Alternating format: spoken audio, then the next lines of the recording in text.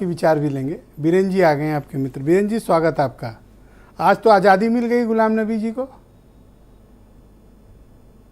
देश के पास देश में संकट है अध्यक्ष का, और प्रदेश में भी संकट है, और ऊपर से गुलाम नबी आज़ाद का अलग हो जाना, इस्तीफा आ जाना, ये दोहरा संकट है।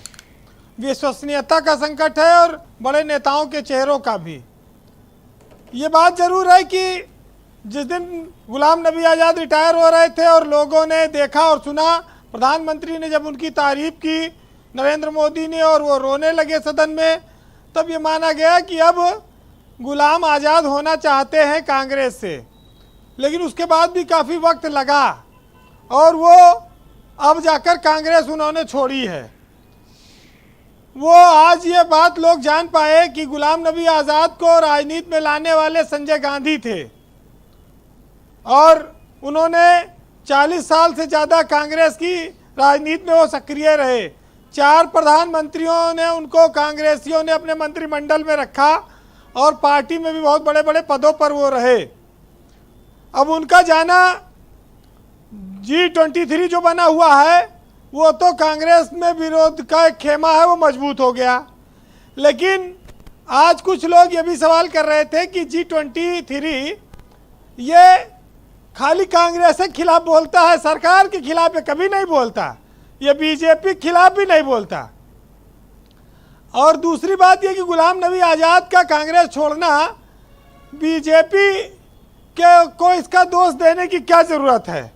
अगर कोई अपनी पार्टी छोड़ के किसी दूसरे दल में जाता है तो उसके लिए बीजेपी नहीं जिम्मेदार है। हम अपने घर में किसी को रोक नहीं पाए, उसके लिए हमें खुद भी सोचना होगा। वो जम्मू कश्मीर में नई पार्टी बनाएं, वो कैंडिडेट खड़े करें, वो वोट काटें, वो किसको फ़ायदा पहुंचाए, नुकसान पहुंचाए, ये अलग बात है।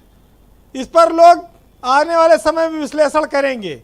लेकिन गुलाम नबी आज़ाद छटपटा रहे थे कांग्रेस में। तमाम आरोप उन्होंने राहुल गांधी पर लगाए हैं कि 2013 से लेकर अब तक देश में 49 विधानसभा के चुनाव हुए हैं। देश में 49 विधानसभाओं, उसमें कुल 39 में हारी है कांग्रेस। और आज की तारीख में कांग्रेस खाली 2 स्टेट में है और 2 जगह पर वो सपोर्ट से है, छुटपुट है। तो उन्होंने कांग्रेस की उस दुर्दशा के लिए राहुल गांधी को जिम्मेदार ठहराया है। लेकिन हर जगह जब एक रिटायरमेंट की उम्र है तो राजनीति में भी होनी चाहिए। कांग्रेस में नहीं थी। गुलाम नबी आज़ाद रिटायरमेंट की सीमा को पार कर चुके हैं। आज उनको कांग्रेस खराब लग रही है क्योंकि वो सत्ता में नहीं है।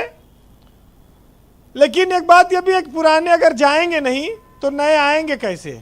तो उमाशंकर पांडे जैसे लोगों को इसका स्वागत करना चाहिए।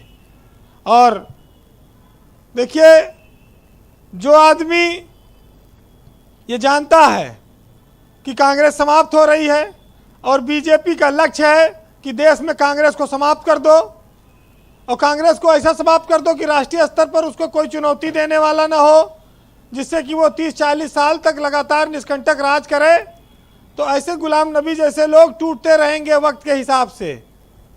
और राहुल गांधी अकेले इस देश में पड़ेंगे या कैसे चलेंगे आगे, ये उनको तय करना है। लेकिन इतना जरूर है ब्रजेश जी कि निडरता नाम की कोई चीज़ सियासत में होती नहीं है। जो सियासत में रहा और पद पा गया तो पैसा बनाने से नहीं चूकता, और वही पैसा उसको डराता है। जब वो विपक्ष में जाता है तो सत्ताधारी दल डराते हैं, और वो CBI, ED और इनकम टैक्स से डरने लगता है। और उसके नाते वो चाहे उसे पार्टी बदलवा लीजिए, चाहे घर, चाहे वल्दियत, वो सब के लिए तैयार है। बात इतनी है कि कुछ लोग आज गुलाम नबी आज़ाद को विभीषण कह रहे हैं जी, लेकिन लोग ये जानते हैं कि जो गुलाम था वो यहाँ भी गुलाम रहेगा, वो वहाँ भी गुलाम रहेगा। उसमें कोई बड़ी बात नहीं है। बस कांग्रेस जरूर कमजोर होती दिख रही है, जो आपने कहा परसेप्शन एक बन रहा है। देखिए, जो निडर है वो कांग्रेस में है और जो डर गए वो आज़ाद हैं।